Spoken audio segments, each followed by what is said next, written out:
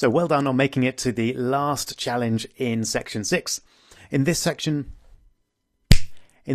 we'll be putting together everything that we've covered in this section. So we'll be using maps, location, geocoding, as well as multiple activities. And what we're going to be making is this Memorable Places app, where the user can tap on a list to add a new place, which then zooms to a map, which when we move to a particular location, it zooms in automatically on that location and allows the user to long press on the map to add a marker, let's say in Ipswich, which then gets the first line of that address and then saves it in their list of memorable places. So I've got 2 here. If I tap on one of those, it will then zoom straight into that location. Similarly, if I tap on Hudson's Lane, it zooms straight in on that location as well. So there's 2 new features that you haven't seen before. The first one is that back button. So a little Google search on how to add a back button in your Android app should get you the code for doing that. And the other thing that you haven't seen yet is how to do a long press. So let's just pick a random location there in Kazakhstan. So there we go, we've got the district. So that long press to bring up a marker is something that you haven't done before. But again, a quick Google search for something like how do I do a long press on a map in Android, and you should get the result there. You can see that new one's been added as well. And then if we tap on it, it zooms in nicely to that location. So that's what we're going for. Obviously, if you do come a cropper on any of those issues, particularly the 2 new ones, feel free to watch me do it. But otherwise, best of luck. I hope it goes well.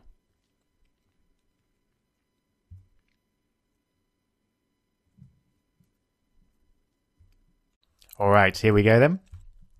So I'm going to start, of course, with a new project. And we'll call it Memorable Places. We're using maps.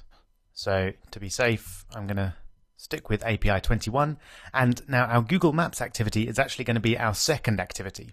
So I'm going to start with a blank activity for our table.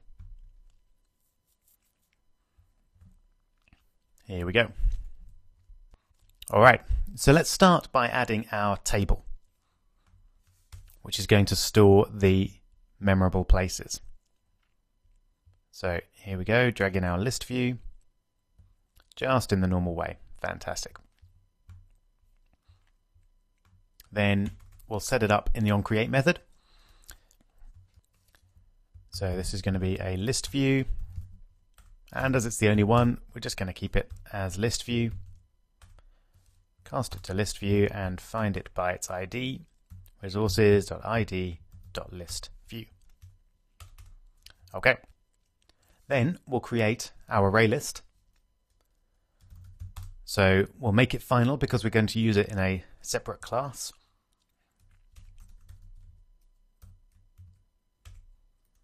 And it's an array list of strings. And I'm going to call it places. And this is going to be a new array list. Now initially I'm just going to have a single value in here, which is not actually going to be a place at all. It's going to be the option to add a new place. So that's going to be the only one initially.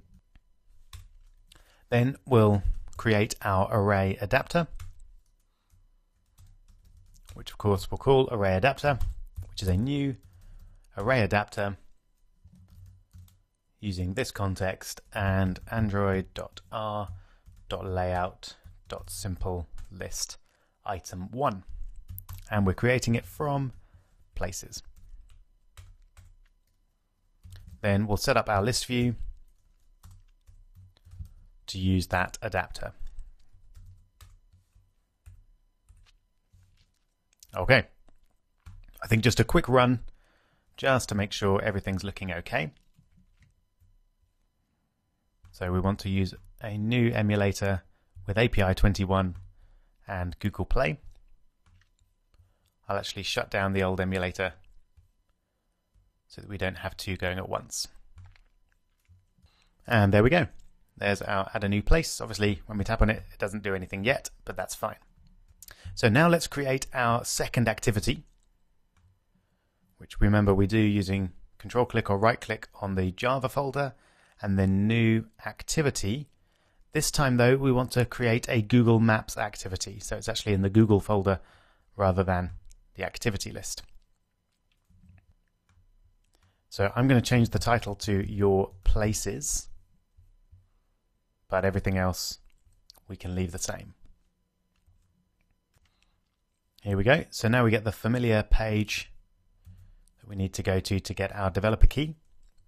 So let's just jump over to our browser, paste that in, and generate in the usual way. Here we go. I want to create a new project. Just creating the project down there. Here we are, all done. So go to credentials, create an API key, and then I'm going to copy that. Okay, back over to Android Studio, and we'll just paste that in there like so. And then I'm going to run the code to transition to the new activity when an item in the table is tapped on. So just as we've done before, list view.set on item click listener, and then we want a new on item click listener. There we go. It's given me the default code straight away.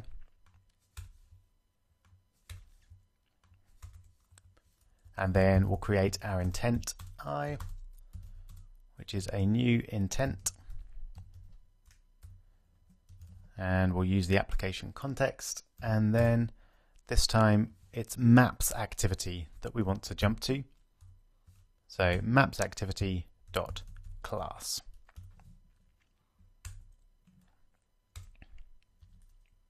And then we'll put an extra, and that will be, I'll call it location info. And for now, it's just going to be the position. That will change later on, but for now, we'll just use that just to make sure that everything's connected up properly. So to pick up that variable, we create another intent in the maps activity.java, which is going to be the intent which got us here in the first place. And then I'm just going to log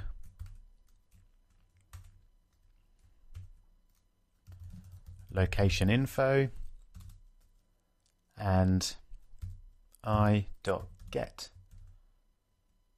Now this time it's not a string extra, it's going to be an int extra. And whoops, it's location info that we're wanting to get. And for an int extra, we also have to give it a default value. So rather than 0, I'm going to give it a default value of -1 because this is going to pass 0. So I don't really want to give it a default value of 0 because then when it returns 0, we don't know whether that's been successful or not. So then we just need to convert that to a string, which we do using integer.toString. And then it's that we want to convert to a string. And finally, let's not forget to actually run the activity. So start activity with an intent of I. All right, so now we should have more or less the same setup as before, but this time when you tap on the first item in the table that says add a new place, it will jump over to mapsactivity.java, and then it should print the location info, which will just be a 0 in the logs. Let's take a look. Here we go. So add a new place. And there's our map. Fantastic. It's all looking good. Let's just check the logs. In here somewhere. I'll do a quick search of location info. And here we go. So just tapping on add a new place. And there it is. You can just about see it. Before we lose it, location info is 0. Fantastic. So that is being passed and we're getting the map created there. Wonderful. So now let's add an example location. So just before we move on and allow the user to add a location with a long press, I'm going to add that back button feature that I showed you at the beginning. So what I intended you to search for was something like Android add back button to menu bar. Something like that. And in fact, this top result here, you can see I've been to before, is definitely the one that we want. And so if we scroll down, we definitely want an arrow much like that. So that's the code. So we create an action bar variable, which is the action bar on the screen, and then we set display home as up enabled. So you can imagine just about what that means. Up is kind of like back. We're going up the tree, which is essentially back. And here we can see that it looks like the code that he's entered is correct. We just need to add some more code. Okay. So let's start by adding in this code to our app. So this is going to be an onCreate.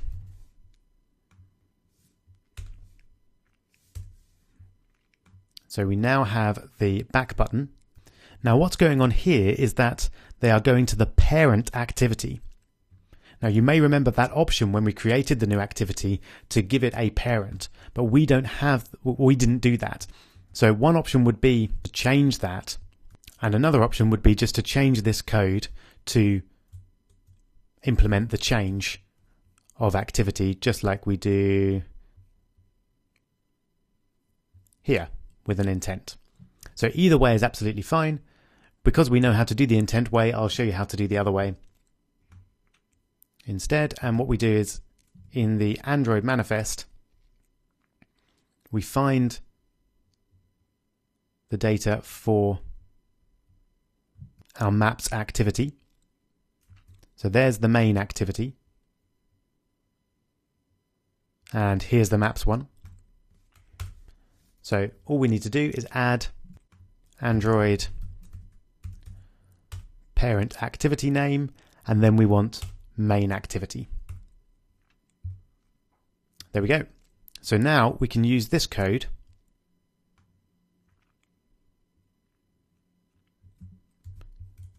to actually do the back button. So let's jump over to maps activity.java, and you can see that that code was in on options item selected, which is when an item is clicked on in the menu bar. And I thought we had that, but we don't, so I'm going to copy the whole thing.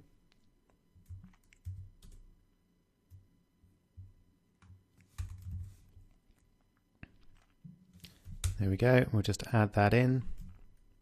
Okay, and we can hopefully see what's going on here. We've got a switch, which I don't think we've seen before, but really it's just like an if, then, or else statement that we're switching on item get item ID.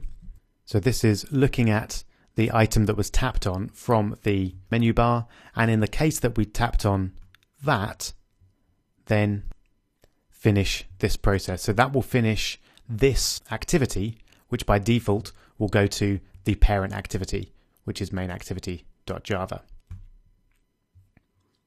And this then will happen if that's not the case. So the default keyword within a switch is what you do if none of the cases above were matched. So that's the default thing to do, just return the number of the item that was selected or tapped on. So that's one way to do a back button. The other way is to, as I say, just use code like that, and pop it right in here. And that will do the same thing. So let's just check and make sure that our back button now works. Okay, so add a new place. It's looking good. And then back takes us back to that original table. Fabulous. Okay, so now I'm going to add the long press functionality to our map. And again, I'll show you what I expected you to search for. So something like Android add marker to map with long press. Something like that. And with any luck, I think it's this one that we go for. This one is setting up a long click listener on a marker, which is not quite what we want to do. We want to detect a long click on a map and then add a marker. So whatever this guy is doing isn't working, but this is definitely what we want to do. So let's bypass his code and take a look here. That looks perfect. So we're going to take our Google Map and set an on-map long click listener. Makes sense. And then we're going to have this on-map long click method, which returns, it looks like, a lat and long, which presumably is going to be the latitude and the longitude of the point that was tapped on. Fantastic. All right, so let's just copy that. We don't need to create our Google Map because we've already got that. So I'll set this up here, and then let's add in our code here. So of course, instead of GM, we're using mmap. And same here. And we'll add the bitmap description factory. Okay, now we've got a couple of issues there. It doesn't seem to recognize this method or the on-map long click method. So possibly we're missing some necessary classes here. So if we go back to the original code, you can see we've got on-map click listener and on-map long click listener. So let's add on-map long click listener. We don't need the click listener because we're only doing long clicks. So implements and then on-map long click listener. Then we'll add that in. Okay, so now we've lost this error, which is great. I think actually the problem here might be that I've got this in the wrong place.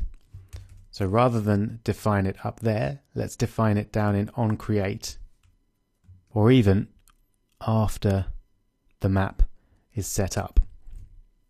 After we've got mmap equals and then that map, that would be a sensible place to set the on-click listener or the on-long-click listener. Okay, great, this is looking promising. And then that code, actually, we can run it as is for the moment. And then let's just see if that code is indeed what we want. So here we go, let's add a new place. And then I'm going to do a long press just there. Fantastic. Perfect. You are here. Stack Overflow wins again. Right, so we do want this point, but we also want to be a little bit cleverer with the title. I don't just want to put "you are here." I want to use our geocoding skills to get some information about that place. So let's create our geocoder. Just in the way that we've done before, we'll call it geocoder, and it's a new geocoder using get application context and once again the default locale. Then we're going to create a list of addresses.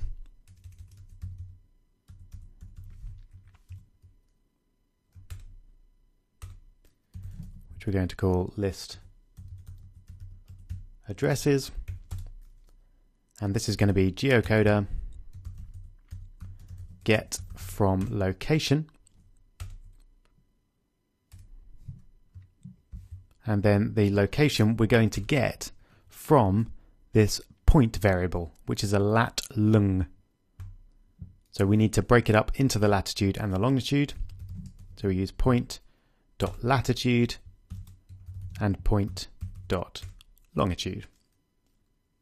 And again, we only want a single result. Okay, that could fail, so we're going to surround it with try and catch. And we'll do our usual test. If list addresses is not null and list addresses dot size is greater than 0, then all I'm going to get here is the first result. So I'm going to get that using list addresses dot get 0 dot get address line 0. So we're going to want to save this as a string. So I'm going to define the string here, and I'll call it label, and then we'll update it here. And then we'll use label instead of you are here for the title. Oh, and actually, yes, I should define that outside try and catch, so it definitely exists even if the try fails. And what I'm going to do is, in case this does fail, if there isn't a location nearby, for example, I'm going to use a standard format to get the date.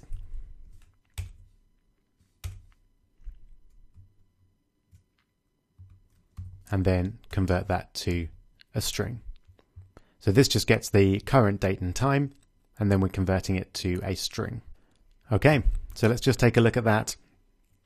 We should now find that when we do a long press on our map, it tries to geocode the location, and if it succeeds, it sets that as the title of our new marker.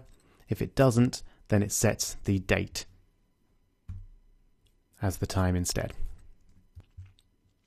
Okay, so let's add a new place. Let's give it a go. So what do we get as the label there? So Adral Province, fantastic. Let's try one in the UK. Unnamed road, fine. And what happens if we go in the middle of the North Atlantic Ocean? Then we get the date, because there's obviously nothing around there. Fantastic, so I like that. You can customize the date if you don't want it to appear exactly like that, but I think that's perfectly fine.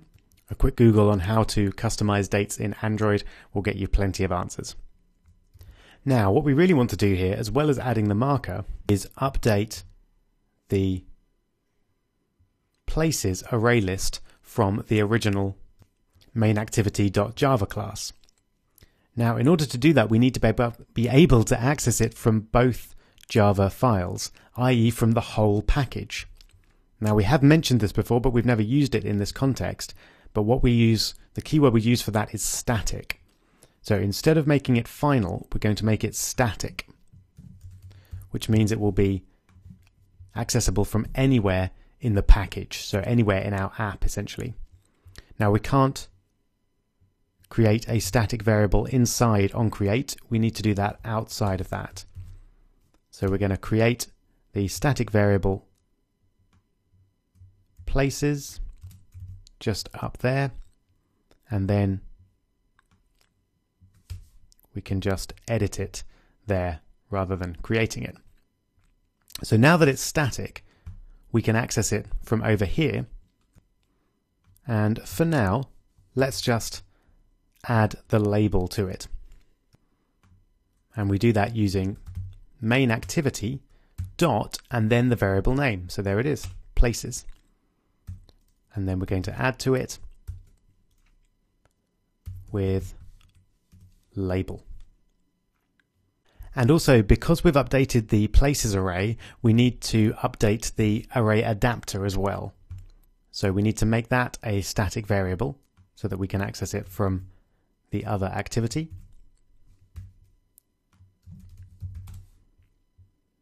And then we don't need to create it there. And then in mapsActivity.java, we access it again. So mainActivity.arrayAdapter this time. and we want that first option there. So notify dataset changed. So that just notifies the array adapter to update because the places array has updated. Okay, so now we should be able to add a new place onto the map, and it will actually appear on the table as well. So here we go. Add a new place. Let's go for somewhere in Sweden this time. There we go. So a quick look. Oh dear, I'm not going to try and pronounce that, but let's go back and we should, there it is. We now see it on our list. Fantastic, and we can actually jump back as well using that. Okay, so we're getting there. We've now got the places labels synchronizing, but we haven't actually got their locations being saved. So let's set up a variable for that. This is going to be static as well, and this is going to be another array list, but this time it's going to be array list of lat lungs, and we'll call it locations. So that's where we're going to save our latitudes and our longitudes, and we're going to add a default one just as we did here for places. So I'm just going to copy that down, and then instead of places we're going to have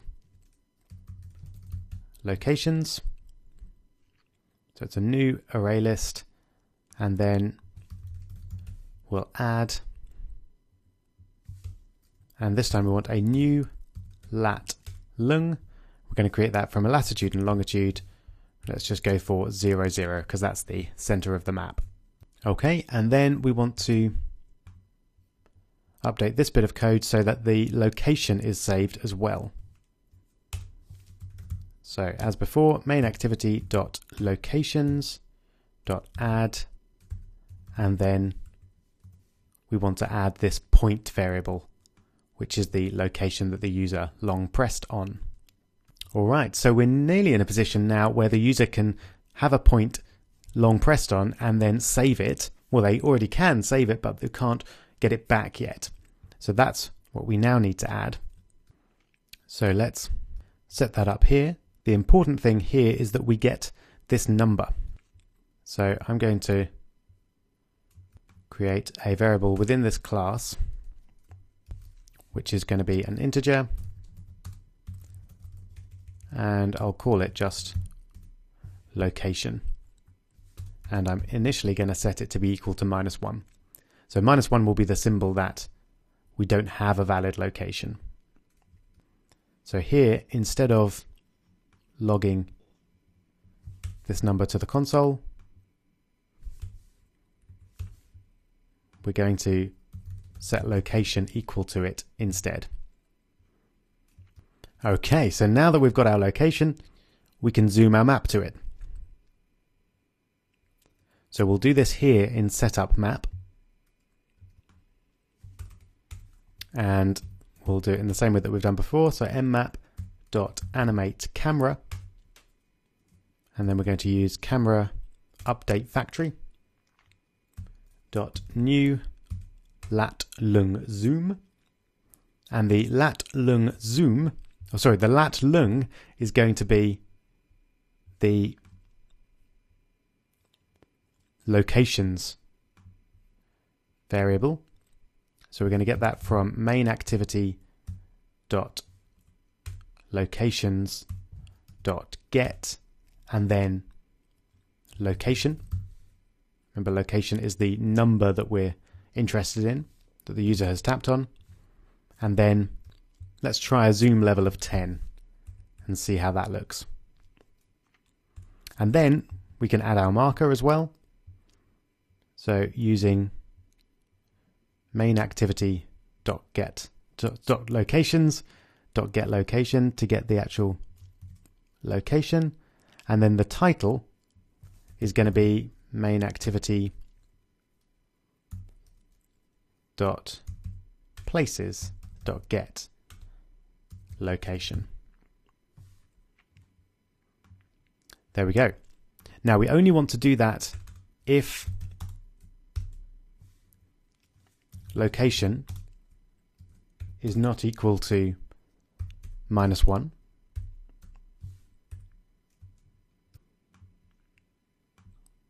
and also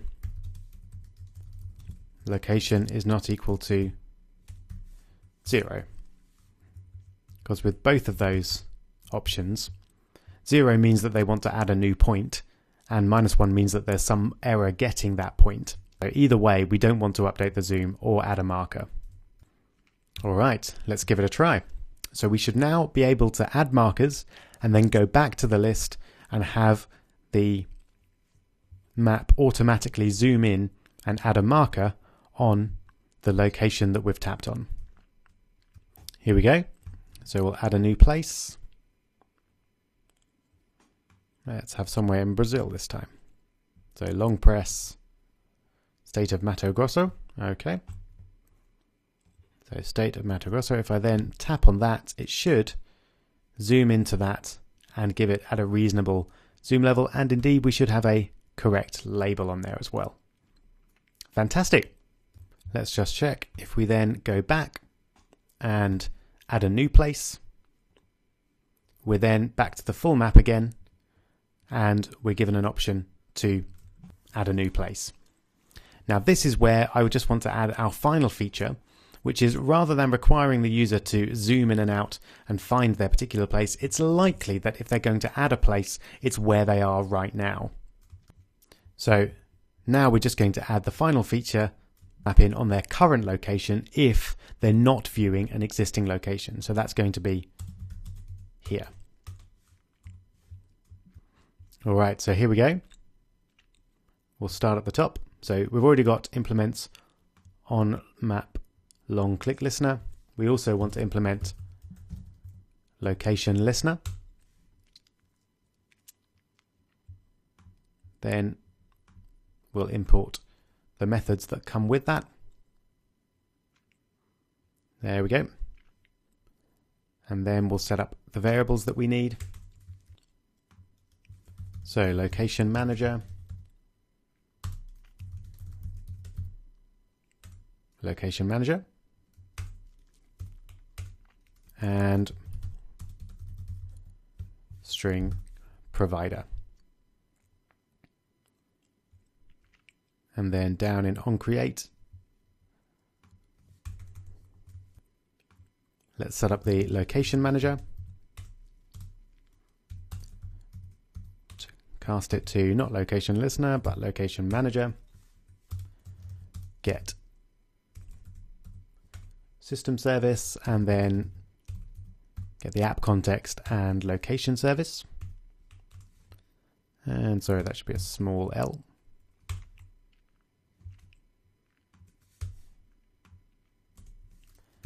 Then we set up the provider to be location manager .get best provider using a new empty criteria, and we don't want only enabled ones. Okay, and then down here on location changed, I'm going to update that as well to the user location so that there's no confusion with our other location variable. And here we just want to zoom the map to the user's current location. So we can do that using this code here.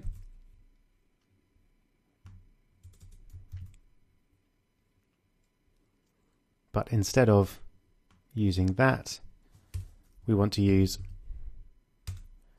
user location. But we're going to need to create a lat lung from that. So user location dot get latitude and user location dot get longitude. There we go, and we'll keep the zoom level at 10. I think that worked out fairly well. Now, of course, we only want to actually do that if they're not an old location, but setting up a new one. So let's change our code so that it starts requesting updates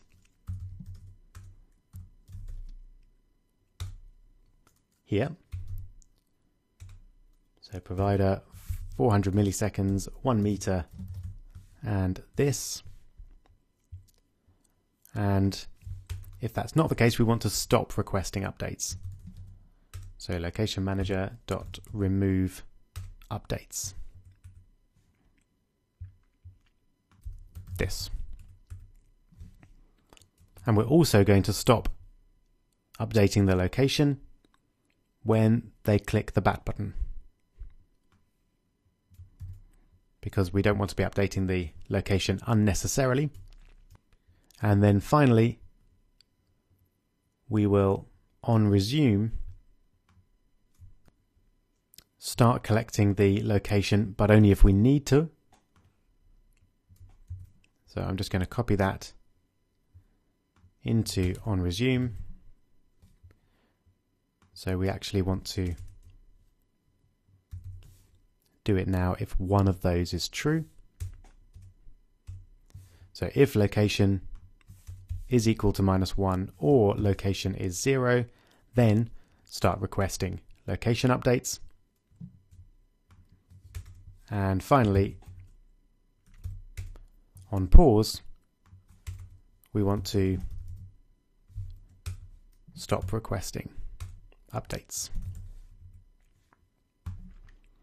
All right, so fingers crossed. That should now make it so that when we tap on get a new location, we are zoomed to the user's current location.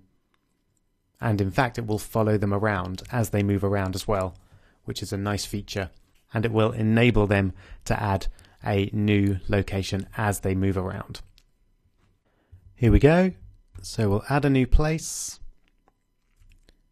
Now on our emulator, this is not going to do anything, but obviously on a real device, the location would be updating constantly. So that would then zoom in on where they currently are. If I do a quick geofix, then it does the zoom in there, and I can, let's say, save that location.